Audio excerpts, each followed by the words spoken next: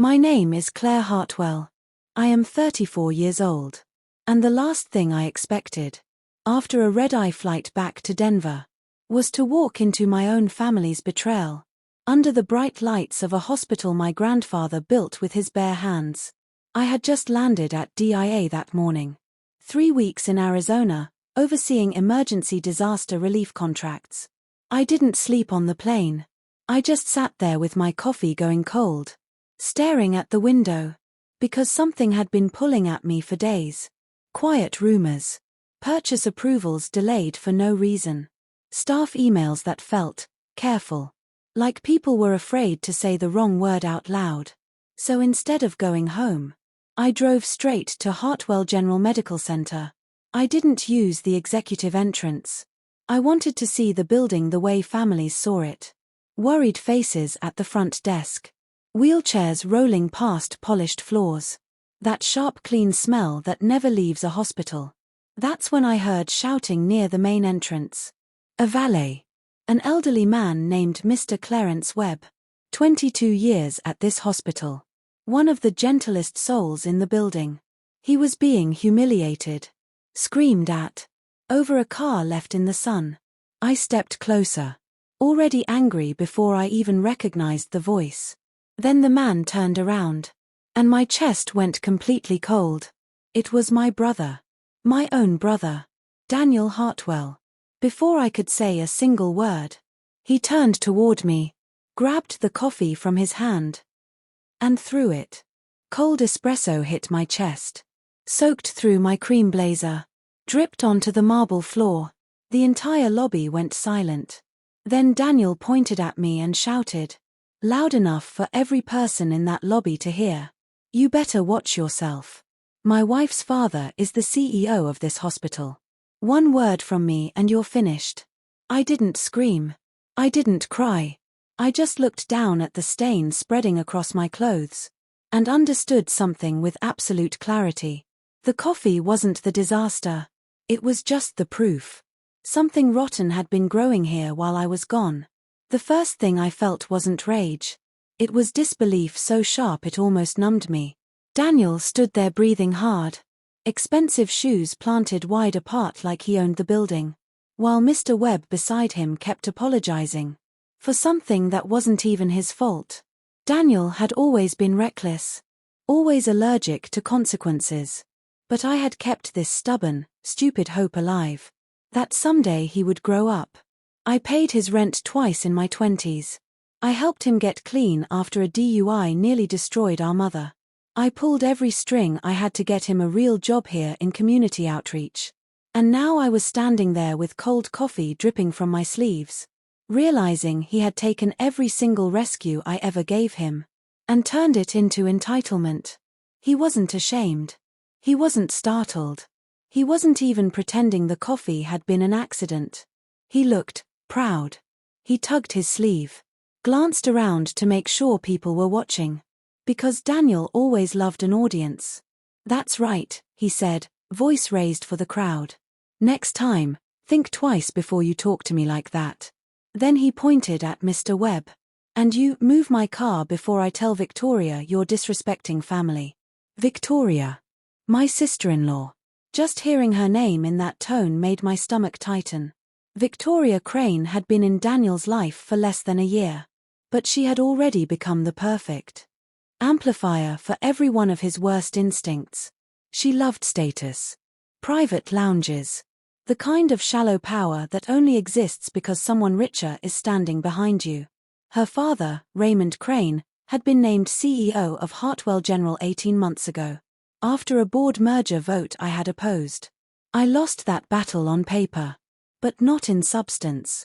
I still held controlling family shares through the trust my grandfather had built. What Raymond had was a title. What I had was the hospital's foundation. He never forgot that. And neither did I. Daniel took out his phone and started live streaming. Of course he did. He swung the camera toward himself first. Then toward me. Making sure the coffee stain showed clearly on my clothes. Look at this, he said in a voice so fake sympathetic it made my skin crawl. I'm trying to get through a stressful morning and some woman comes in here causing a scene.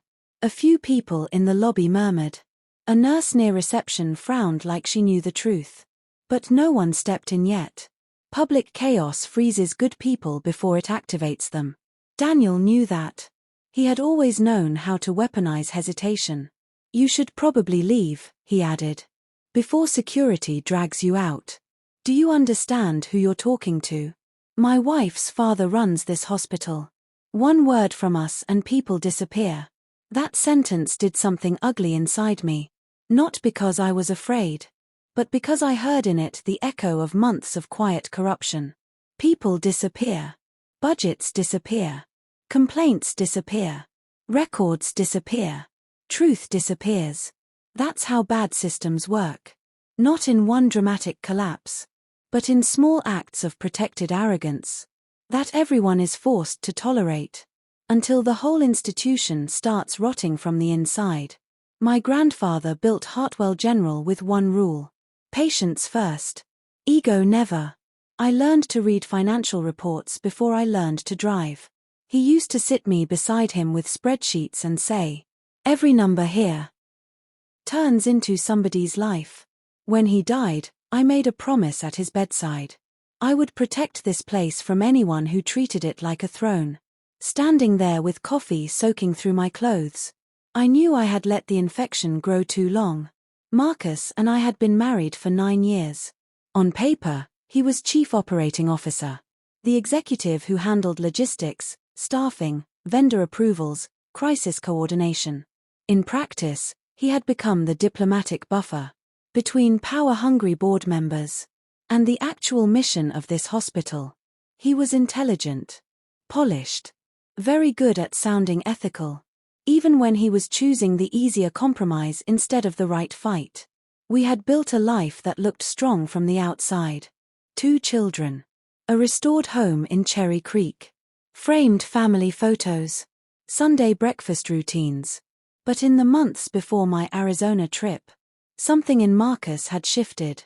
Evasive around procurement reviews. Too patient with Raymond. Too quick to say we'll handle it internally. Too careful whenever Daniel's name came up. I noticed it. I just didn't want to believe what it might mean. When Marcus answered, his voice was low. Distracted. Claire. You landed. I kept my voice flat. You should come downstairs. A pause. I'm with the finance team. Can it wait 10 minutes? I looked at the coffee stain on my blazer. At Daniel's smirk.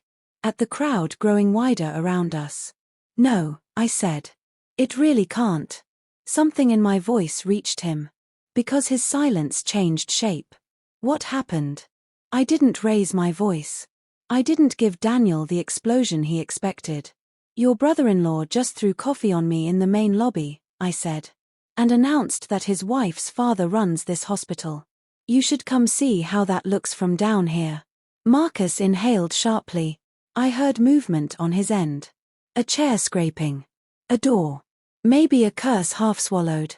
Stay right there, he said quietly. I'm coming. I ended the call. Slid the phone back into my bag.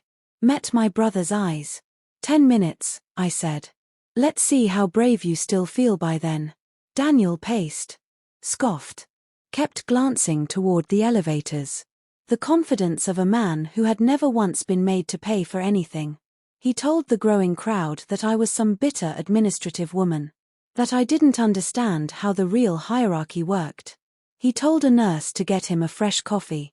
Because the first one had been wasted. Every word scraped across me. Not because it hurt in the obvious way. But because each one reminded me exactly how thoroughly he believed rules existed only for other people. And then the memory hit me. Daniel at 8 years old with a split lip after a school fight.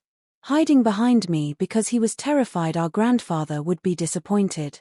Daniel at 17, crying in the front seat of my car after failing 3 classes. Begging me not to tell our mother. I had been his shield for so long. That some part of me still expected him to look at me and remember that. Instead, he was sneering like I was a stranger who had wandered into the wrong building. There is a particular kind of pain in being betrayed by someone you helped build. It doesn't feel like heartbreak at first. It feels like your own judgment has turned against you. Victoria Crane stepped into the lobby in a white blazer and oversized sunglasses.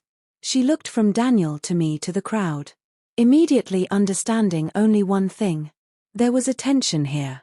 And she wanted control of it. "What's going on?" she demanded. Daniel strode to her, hand dramatically at the small of her back. "Some woman came in here causing problems," he said loudly. "She's been harassing staff."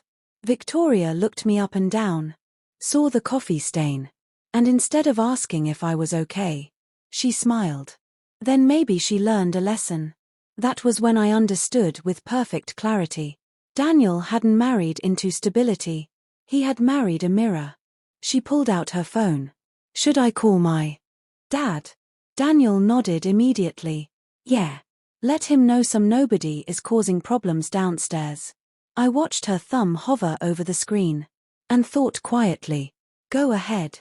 Call every protected person you think can save you. Because what's coming, no phone call will stop." Marcus walked out with 3 security officers behind him. He saw me. He saw the coffee. He saw Daniel. He saw Victoria. And something in his posture collapsed before he said a single word. "Now." Dread does not come from surprise alone. Dread comes from recognition. It comes from the moment your private compromise collides with public truth. Daniel, blind as ever, actually smiled. Mistook Marcus's horror for authority arriving on his behalf. Finally, Daniel said, striding toward him. "About time. Get this woman out of here before she makes a bigger scene." He pointed at me. "And I want the valet written up." Marcus didn't move. He just stared at Daniel for half a second too long. Then asked in a voice stripped raw, "What did you do?" Daniel laughed. "What did I do? I defended myself." She came at me. Marcus turned toward me, and I saw it clearly now. The calculation. The fear. The guilt. And beneath all of it, the awful knowledge that he had hoped this moment would never happen while I was watching. "Emma," he said carefully, "let's go upstairs and talk." That sentence told me everything. Not "Are you hurt?" Not "Daniel, apologize right now." He wanted containment. He wanted optics. A private room where facts could be softened. I took one step toward him. "No," I said. "We're talking here." Marcus rubbed a hand over his mouth. Looked at the security team. "No one touches anyone," he said. "Stand back." One officer obeyed immediately. The other 2 exchanged a glance, already sensing how politically dangerous this had become. I lowered my voice. "You knew," I said to Marcus. Not a question. A statement. He didn't answer. He didn't have to. His silence was admission wearing a suit. I thought of the vendor invoices I had questioned before leaving. The contract he urged me not to challenge until quarter end. The missing documentation on a rushed equipment purchase. Daniel's sudden arrogance. Victoria's fearless entitlement. Raymond's growing reach. It all locked into place with brutal efficiency. "Marcus," I said quietly. "How long?" He glanced at the crowd. Then back at me. "It's complicated." "No," I said. "It's actually very simple. Either you helped hide what they were doing, or you were too weak to stop it. Which one is it?" His eyes shut for exactly 1 second. 1 second. But it was enough. Daniel tried to reassert himself. "Can someone explain why we're pretending this is a courtroom?" he snapped. "Marcus, tell her to calm down. Sophia's dad is going to lose it if he hears about this." Marcus turned on him then. Really turned. And for the first time all morning. Daniel looked uncertain. "Be quiet," Marcus said. Not loudly. Much worse than loudly. "What?" I said, "Be quiet." Marcus's voice shook. Not from weakness. From the crumbling of whatever story he had been standing on. "You have no idea what you've done." Thomas Vance had represented my family trust for 14 years. He carried a slim black portfolio and the kind of expression that made arrogant men start rehearsing excuses before he even spoke. One glance at my stained clothes. One glance at Marcus's face. And he understood the emergency without a single word of explanation. "Claire," he said quietly, "you asked for the procurement files. Are they complete?" As of 8:40 this morning. Sandra from HR held a tablet. Dina from compliance held another. Daniel looked from one to the other. "What is this?" he scoffed. "An ambush?" Victoria crossed her arms. "My father is going to destroy all of you for this." Her voice cracked on the word destroy. Fear was finally entering the room. I opened the portfolio slowly, not for drama, but because my hands had become very still. And when my hands get that still, somebody is about to lose something important. Dina connected her tablet to the lobby's main display screen. It flickered, then filled with a procurement summary. Vendor names, transfer amounts, approval chains, contract dates. Too many numbers for the crowd to fully understand. But more than enough for the right people to smell the truth. I pointed at the first section. 3 weeks ago, while I was in Arizona, a shell vendor called Meridian Bridge Supply received an accelerated payment authorization for $162,000, labeled as emergency cardiac monitoring equipment. I looked at Sandra. Did the stock ever arrive? Her voice was crisp. No. Receiving confirmed, zero inventory. I looked at Dina. Who approved the bypass? She didn't hesitate. Daniel Hartwell initiated the request through community emergency channels. Marcus Lawson approved the secondary release. Final executive override came from Raymond Crane. The first audible wave moved through the lobby. Nurses whispered. 2 residents near the elevator stared openly. Daniel laughed too quickly. That proves nothing. It was a temporary transfer. I turned the next page. Then let's keep going. The second section showed wire movements tied to a consulting firm with no staff, no history, and one mailing address that matched a luxury condo management office. I didn't need to say Victoria's name. The implication was already doing its work. From this account, I said. Payments were made for designer furniture, 2 vehicle leases, and a down payment on a condo currently occupied by Daniel and Victoria Hartwell. Victoria's mouth fell open. Then she swung toward Marcus. "You said this was covered." Silence. "That line, La." He said if I blocked it outright, he would spin the board against you while you were away. He said we needed time. "So you gave him my hospital instead," I said. My voice stayed calm, but I felt the words tear on the way out. "You gave him my brother, my staff, my grandfather's name, and you called it buying time." Thomas stepped forward. "It stopped being a family matter," he said. "The moment hospital funds became private property." He handed me one final document. I looked at it. Then looked up. "Raymond Crane's employment contract contains a morality clause," I said. "So does Daniel's. So does every vendor approval Marcus signed in the last 18 months. "Arthur." Thomas nodded once. "The board has already been notified. An emergency session convenes in 45 minutes.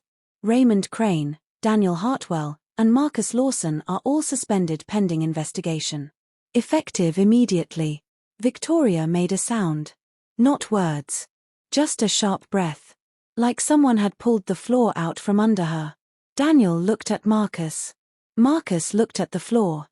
And in that silence, I looked at Mr. Webb, the elderly valet who had been humiliated an hour ago. And I said quietly, "Mr. Webb, I'm sorry this happened to you in this building. You have worked here longer than most of us. And if you're willing to stay, your position is protected." His eyes went red at the corners. He nodded without a word. I snapped the portfolio shut. And I said, not loudly, not dramatically, but in the tone my grandfather used when the decision was already made. "I want security to escort all 3 of them out. Separately. And someone please get Mr. Webb a chair and a cup of coffee." Daniel looked at me then.